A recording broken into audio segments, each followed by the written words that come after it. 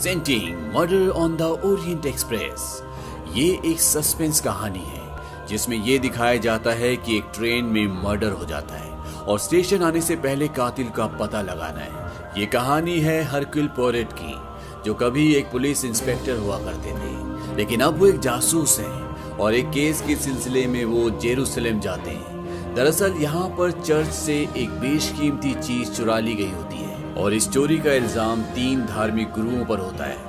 हरक्यूल सबसे पहले उस जगह पर जाते हैं जहाँ से वो चीज चुराई गई है और इसके बाद वो जेरूसलम के लोगों के सामने आते हैं। यहाँ पर वो इंस्पेक्टर चीफ भी होता है जिसने यहाँ पर हरक्यूल को बुलाया है। हरक्यूल बताते हैं कि इस चोरी में इन तीनों में से किसी का भी हाथ नहीं है, क्योंकि जब उन्होंने उस जगह को देखा था जहाँ से चोरी हुई है तो वहाँ पर दीवार पर एक जूते के सोल का निशान था जो ऊपर चढ़ते हुए उस दीवार पर लग गया था।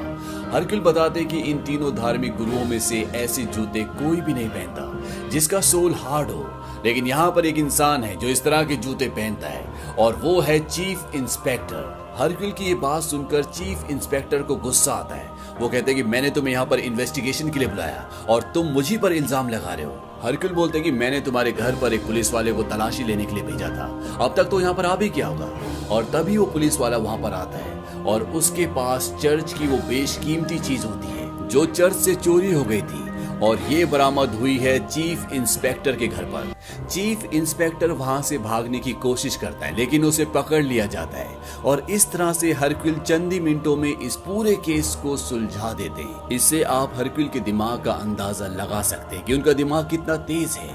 वो लोगों के सामान को देखकर ये पता लगा लेते कि वो कहाँ से आए थे, वो क्या काम करते हैं और आज तक के वो अपने करियर में इतने बड़े बड़े केस सुलझा चुके हैं कि पूरी दुनिया उन्हें जानती है।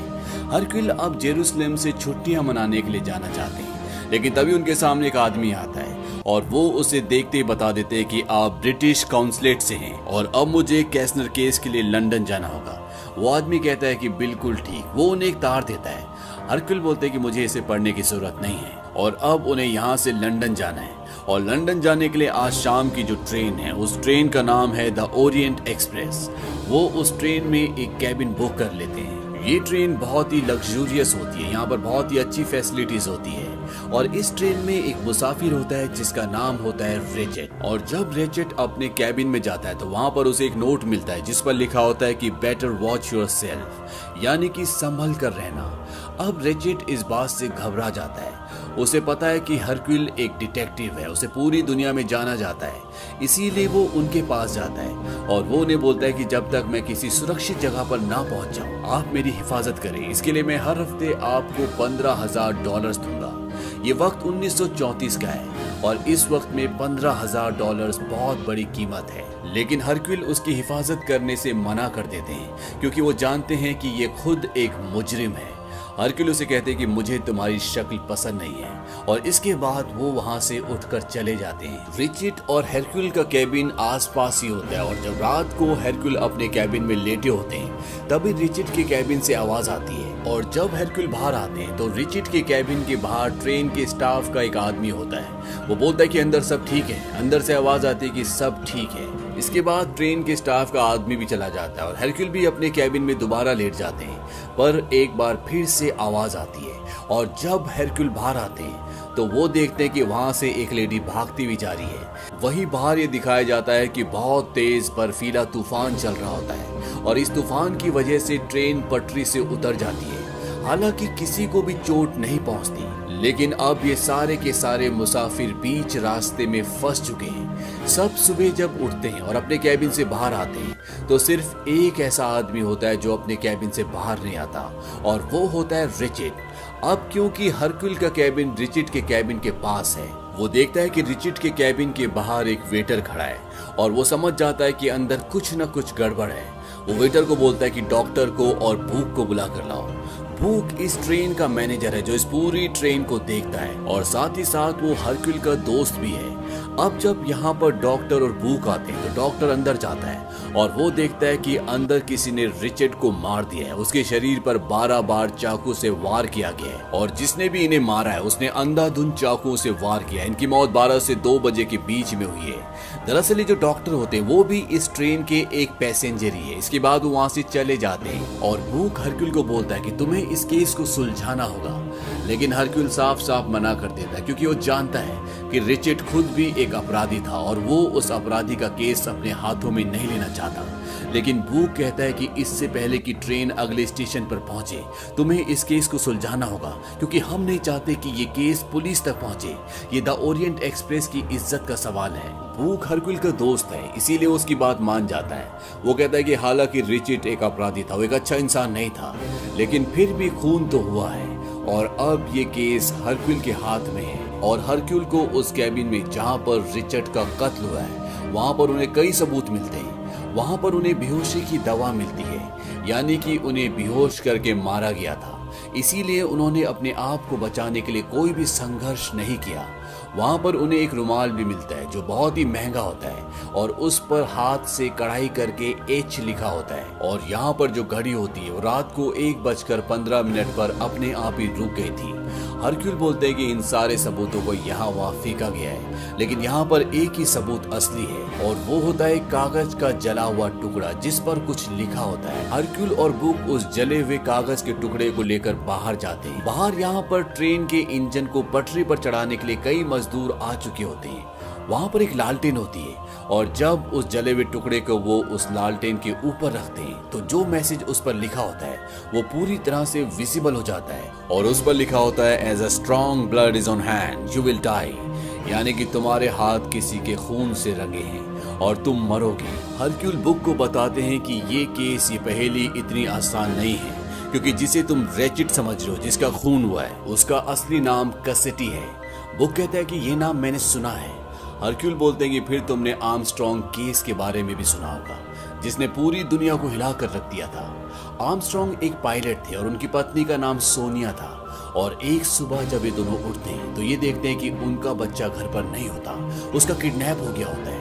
हालांकि किडनैपर ने पैसे मांगे थे और आर्मस्ट्रॉन्ग ने सारे पैसे दे दिए थे। उसके बाद भी उस किडनैपर ने उनकी बच्ची डेजी का कत्ल कर दिया और वो हत्यारा और कोई नहीं बल्कि रिचर्ड और कैसिडी था। और जब जॉन आर्मस्ट्रॉन्ग की पत्नी सोनिया आर्मस्ट्रॉन्ग को ये खबर मिली उस वक्त वो प्रेग्नेंट थी और वो अपनी बच्ची की मौत का सदमा बर्दाश्त नहीं कर पाई और उनकी मृत्यु हो गई और साथ ही साथ उनके पेट में जो बच्चा था वो भी नहीं बच पाया। बुक पूछता है कि आपको ये सब कुछ कैसे पता। हरक्यूल उसे बताते हैं कि दरअसल जॉन आर्मस्ट्रॉन्ग ने उनसे इस केस के लिए मदद मांगी थी, लेकिन इससे पहले कि वो उस तक पहुंच पाते जॉन आर्मस्ट्रॉन्ग ने अपने आप को गोली मारकर अपनी जान ले ली। और इस तरह से रिचर्ड और कैसिडी की वजह से जॉन आर्मस्ट्रॉन्ग जो कि बहुत ही अच्छे इंसान थे उनका पूरा परिवार खत्म हो गया। तभी वहां पर कोई आता और वो बोलता है कि आपको मिसेस हर्बर्ट बुला रही हैं। हरक्यूल और बुक मिसेस हर्बर्ट के पास जाते हैं और वो बताते हैं कि कल रात को खूनी मेरे कमरे में आया था, लेकिन मेरे बदले शायद उसने रिचर्ड को मार दिया। और उस अनजान आदमी के बारे में मैंने ट्रेन के कंडक्टर को भी बताया था, लेकिन उसने भी मेरी बात पर यकीन नहीं किया। और मेरे पास सबूत है कि कोई आदमी मेरे कमरे में आया था और वो उन्हें एक कोट का बटन देती है। और जब बुक उस बटन को देखता है तो वो कहता है कि ये तो कंडक्टर की वर्दी का बटन है। और वहां पर सामने जो कंडक्टर होता है वो कहता है मेरी वर्दी में तो सारे बटन है। मिसेस हर्बर्ट पूछती है अब आप इसे क्या कहेंगी। हरक्यूल बोलता है कि मैं इसे सबूत कहूंगा। और इसके बाद हरक्यूल उस कंपार्टमेंट में जितने भी लोग होते हैं एक एक करके सबसे पूछताछ करता है, लेकिन उसके हाथ कोई भी पुख्ता सबूत नहीं लगते। अब इसी कंपार्टमेंट में एक लेडी सफर कर रही है जिसका नाम है प्रिंसेस डेगोमिरॉफ। और जब हरक्यूल उनसे पूछताछ करता है तो वो बताती है कि रात को 1 बजे मेरी गवर्नेस ने मेरी मालिश की और उसके बाद मैं सो गई। हरक्यूल पूछता है क्या आप कभी किसी आर्मस्ट्रॉन्ग फैमिली को जानती थी।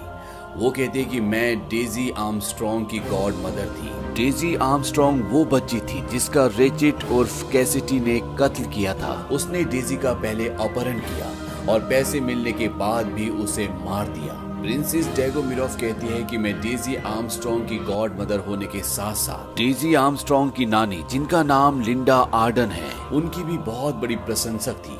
वो एक बहुत ही अच्छी अभिनेत्री थी, लेकिन इस हादसे के बाद उन्होंने अपने आप को कला की दुनिया से हमेशा के लिए दूर कर लिया और अब वो घर से बाहर भी नहीं निकलती। प्रिंसेस पूछती है कि आर्मस्ट्रॉन्ग फैमिली का इससे क्या ताल्लुक। हरक्यूल बताता है कि कल रात को जिसका कत्ल हुआ उसका असली नाम कैसिडी था, वही आदमी जिसने डेजी आर्मस्ट्रॉन्ग का पहले अपहरण किया और उसके बाद उसे मार दिया। ये सुनने के बाद प्रिंसेस ड्रैगोमिरॉफ उसकी मौत पर थूक देती है क्योंकि वो उस इंसान से नफरत करती है। यहाँ पर प्रिंसेस की जो गवर्नेस होती है, हरक्यूल उससे भी पूछताछ करता है और उसे वो रुमाल दिखाता है जो उसे उस जगह मिला था जहाँ पर कत्ल हुआ है, क्योंकि गवर्नेस का नाम हिल्ड्रेड है और रुमाल पर भी एच लिखा होता है। इसीलिए वो उससे पूछता है क्या ये तुम्हारा है। वो कहती है कि बहुत महंगा है, ये मेरा रुमाल नहीं है। इसके बाद हरक्यूल पूछता है कि कल रात को क्या हुआ था। वो कहती है कि जैसा कि प्रिंसेस ने बताया, उन्होंने रात को मुझे बुलाने के लिए कंडक्टर भेजा ताकि मैं उनकी मसाज कर सकूं। हरक्यूल पूछता है तुमने आते या जाते हुए किसी को देखा। वो बताती है कि मैंने एक दूसरे कंडक्टर को देखा, इसके अलावा मैंने किसी को भी नहीं देखा। और ये सुनकर हरक्यूल और बुक पूरी तरह से हैरान हो जाते हैं क्योंकि इस कंपार्टमेंट में सिर्फ एक ही कंडक्टर होता है और वो समझ जाते हैं कि हुबर्ट जिसने उन्हें वो बटन दिया था जो कि कंडक्टर के कोट का था, वो सही बोल रही थी। और अब इन्हें शक है कि कातिल कंडक्टर के कपड़े पहनकर आया था और ये उस ड्रेस को ढूंढना चाहते हैं जिसका बटन इनके पास है। ये सभी का सामान चेक करते हैं लेकिन इन्हें वो ड्रेस कहीं भी नहीं मिलता। और तब हरक्यूल बोलता है कि हमने सबका सामान चेक कर लिया सिवाय एक की, और वो एक मैं हूँ। और जब वो अपना लगेज चेक करता है तो वहाँ पर उसे कंडक्टर की ड्रेस तो नहीं मिलती, लेकिन उसे वो लाल रंग का किमोनो मिलता है जो कि एक जैपनीज ड्रेस है जिसे उसने रात को रिचर्ड के कैबिन के आगे से किसी को पहनकर भागते हुए देखा था। हरक्यूल कहता है कि हत्यारा मेरा मजाक कर रहा है। इसके बाद ये उस लेडी के कमरे में जाते हैं जो प्रिंसेस की गवर्नेस है, जिसने इन्हें दूसरे कंडक्टर के बारे में बताया होता है। और जब वो उसके कमरे की तलाशी लेते हैं तो कंडक्टर की ड्रेस उसी के कमरे में मिलती है जिस पर एक बटन नहीं होता। हालांकि वो समझ जाते हैं कि गवर्नेस ने काम नहीं किया, अगर वो करती तो वो इस ड्रेस को कभी भी अपने कमरे में नहीं छुपाती। और इस ड्रेस की जेब में चाबियां भी होती है जिससे किसी भी कैबिन में जाया जा सकता है। और जब वो ड्रेस की बाजू को स्मेल करती तो उसमें उस शराब की खुशबू आती है जो मैकवीन पीता है। और मैकवीन रेचेटी यानी कैसिटी जिसका खून हुआ है उसका अकाउंटेंट था, वो उसके सारे पैसों का हिसाब किताब रखता था। इसके बाद ये दोनों के दोनों मैकवीन के कमरे की तलाशी लेते हैं। दरअसल वो अकाउंट्स चेक कर रहे होते हैं लेकिन वहां पर कुछ पेपर्स कम होते हैं। और तभी हरक्यूल देखता है कि मैकवीन ट्रेन से बाहर है, वो कहीं जा रहा है। और जब वो उसका पीछा करता है तो मैकवीन भागना शुरू कर देता है और वो कुछ पेपर्स पर आग भी लगा देता है, लेकिन हरक्यूल उसे पकड़कर वापस ट्रेन में ले आता है। और ट्रेन में उससे अब पूछताछ शुरू होती है। मैकवीन कहता है कि हाँ, मैं रेचेट के पैसे चुराता था, लेकिन एक बात बताओ, सोने के अंडे देने वाली मुर्गी को कौन मारता है? मैंने उसे नहीं मारा। और तभी वहां पर डॉक्टर आ जाता है। डॉक्टर बताता है कि इन्होंने खून नहीं किया क्योंकि कल रात को ये मेरे साथ थे। इसके बाद वो डॉक्टर से पूछताछ करते हैं और वो डॉक्टर को एक पाइप क्लीनर दिखाते हैं। वो कहते हैं कि पूरी ट्रेन में आप ही हैं जो पाइप पीते हैं और ये पाइप क्लीनर हमें हत्या वाली जगह पर मिला था। डॉक्टर कहते हैं कि मैं लोगों को बचाता हूँ, उन्हें मारता नहीं हूँ। हरक्यूल डॉक्टर से ये भी पूछते हैं कि आपकी जाति के डॉक्टर बहुत कम है। दरअसल ये वो वक्त था जब काले और गोरों का भेदभाव था और इस वक्त में काले लोगों को कोई भी अपॉर्चुनिटी नहीं मिलती थी। डॉक्टर उन्हें बताते हैं कि मैं आर्मी में एक शार्प शूटर था और जब मैंने कई ऑफिसर्स की जान बचाई तो कई लोगों ने एक सदे हुए हाथ को सही दिमाग के साथ अहमियत दी और मेरी एजुकेशन में मुझे मदद की और इसीलिए मैं डॉक्टर बन गया। हरक्यूल डॉक्टर से पूछते क्या आप किसी कर्नल जॉन आर्मस्ट्रॉन्ग को जानते थे?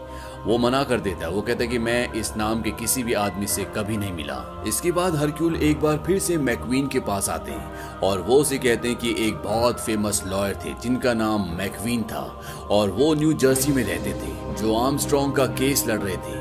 मैकवीन कहता है कि हाँ, वो मेरे पिता थे, लेकिन इस केस में वो किसी को भी दोषी नहीं ठहरा पाए। इसीलिए उन पर प्रेशर डाला गया कि एक नौकरानी को जिसका नाम सुजैन था उसे इसमें दोषी ठहरा दिया जाए। और मेरे पिता ने प्रेशर में आकर ऐसे किया, लेकिन सुजैन ने आत्महत्या कर ली। और जब तक पता चला कि कैसिटी असली गुनहगार है वो वहां से भाग चुका था। और अब हरक्यूल उसे कहते हैं कि इसीलिए तुमने कैसिटी को पूरी तरह से कंगाल कर दिया और उसके बाद उसे मार दिया। जूनियर मैकवीन पूरी तरह से फंस चुका है, लेकिन तभी एक चीख की आवाज आती है और जब सब के सब उस कैबिन में पहुंचते जहां से आवाज आई थी तो वो देखते हैं कि कैरोलिन ह्यूबर्ट को पीठ पर किसी ने छुरा मार दिया है।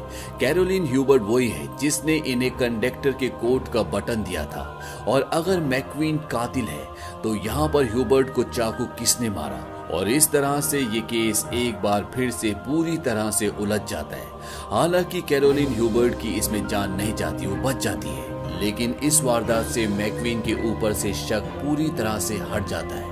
हरक्यूल इसके बाद इसी कंपार्टमेंट के एक दूसरे कैबिन में जाता है जहां पर एलिना नाम की एक लेडी अपने पति के साथ सफर कर रही होती है। हरक्यूल उनसे उनका पासपोर्ट मांगता है और वो देखता है कि एलिना की पहले अक्षर ई के साथ कुछ छेड़छाड़ की गई होती है और वो उन्हें बोलता है कि तुम्हारा नाम एलिना नहीं बल्कि हेलेना है, तुमने पहला अक्षर क्यों बदला? हेलेना कहती क्योंकि तुम्हें एक रुमाल मिला है जिसपे एच लिखा है और मेरे पति नहीं चाहते थे कि तुम हम पे शक करो, इसीलिए हमने पासपोर्ट का पहला अक्षर बदल दिया। लेकिन हरक्यूल समझ जाता है कि ये डेजी आर्मस्ट्रॉन्ग जिस बच्ची का कत्ल हुआ था उसकी मॉम सोनिया आर्मस्ट्रॉन्ग की बहन है और अब उसके शक के दायरे में एक और इंसान आ चुका है क्योंकि रेचेट उर्फ कैसिडी के कत्ल का हेलेना के पास एक बहुत बड़ा रीजन है।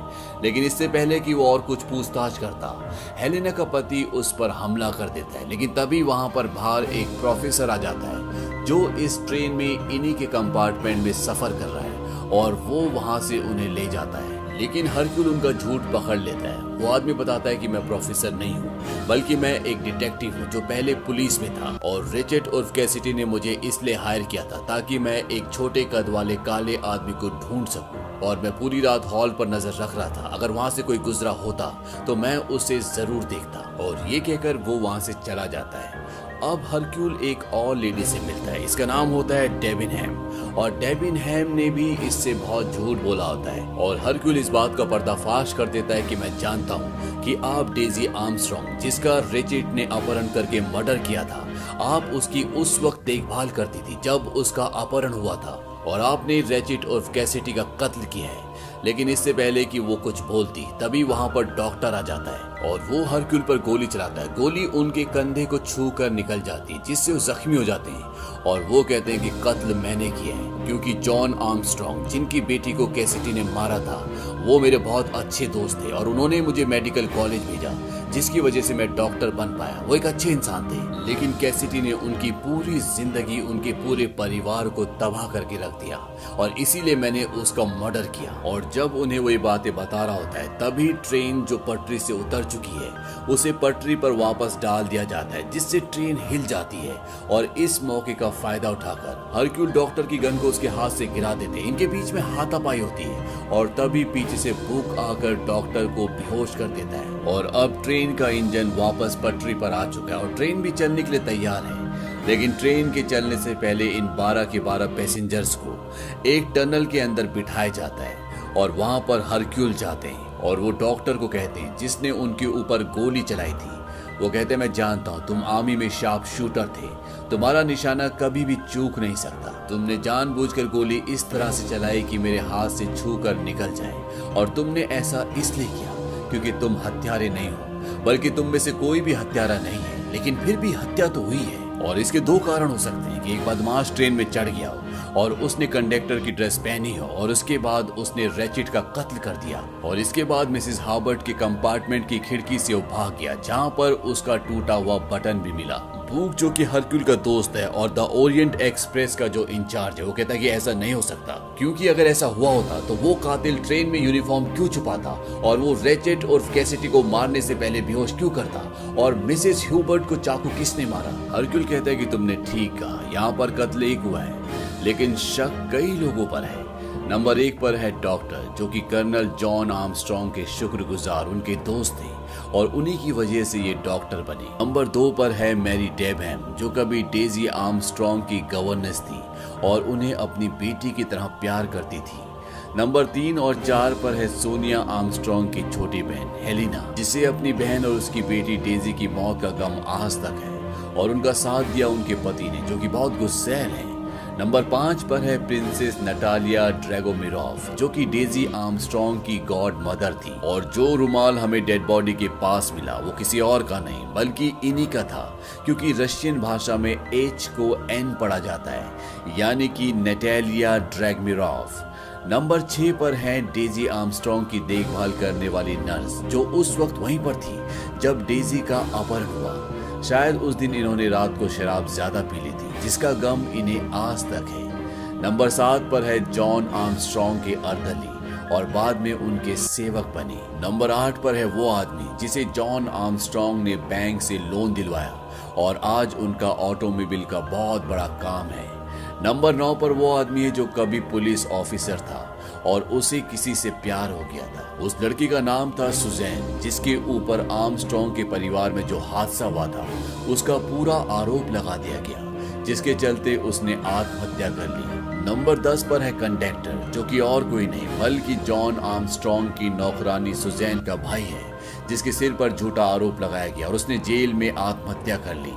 नंबर 11 पर है मैक्वीन, जिसके पिता की वजह से सुजैन पर झूठा आरोप लगा और उसने आत्महत्या कर ली थी। हालांकि उन्हें ऐसा करने के लिए प्रेशराइज किया गया था, क्योंकि तब तक रेचेट उर्फ कैसिडी का नाम सामने नहीं आया था कि उसी ने सुजैन आर्मस्ट्रॉन्ग का अपहरण करके उसका कत्ल किया है। और नंबर 12 पर है डेजी आर्मस्ट्रॉन्ग की ग्रैंडमदर और सोनिया आर्मस्ट्रॉन्ग की मॉम लिंडा आर्डन, यानी कि कैरोलिन ह्यूबर्ट। कैरोलिन ह्यूबर्ट का नाम लिंडा आर्डन होता है, जो कि सोनिया आर्मस्ट्रॉन्ग की मॉम और जिस बच्ची का अपहरण हुआ था यानी कि डेजी आर्मस्ट्रॉन्ग की ग्रैंड मदर होती है। और हरक्यूल कहता है कि 12 लोग हैं लेकिन मर्डर एक हुआ है, और ये मर्डर किसने किया है, किसने सबसे ज्यादा खोया है।